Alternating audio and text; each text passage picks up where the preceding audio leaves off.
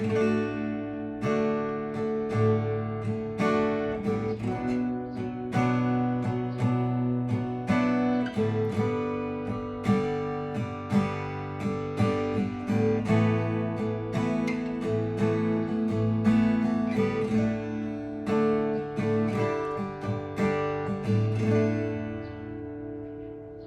ស្តីបងប្អូនទាំងគ្នាខានចេញវីដេអូយូរមែនតើនេះគឺជា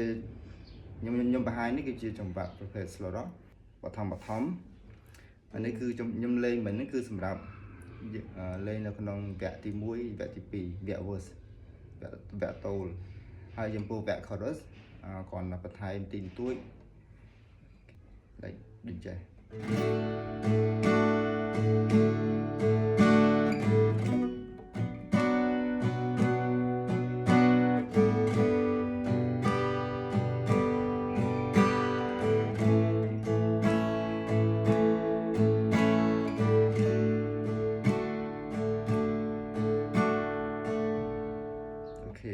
អញ្ចឹងពីវគ្គ verse គឺលេងដូចចេះវគ្គ chorus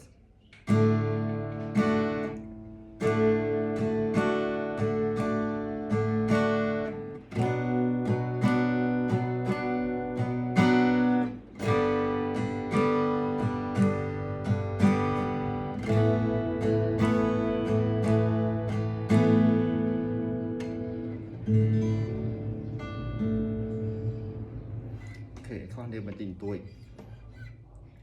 ចំពោះខុសដែលឲ្យសិស្សលេងគឺplay key of D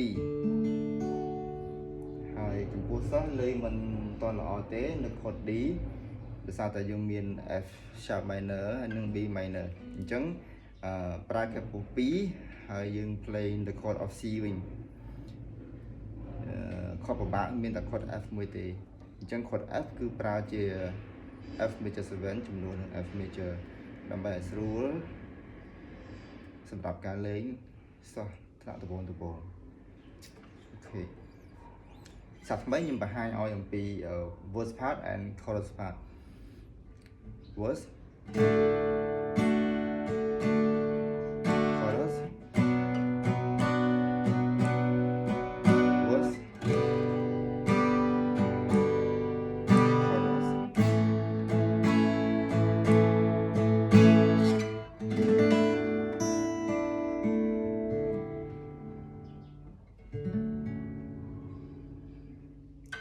អរគុណសម្រាប់ការតាមដានវីដេអូមួយនេះ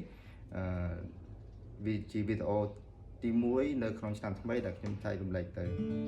See you នៅវីដេអូថ្មីពីក្រោយ Enjoy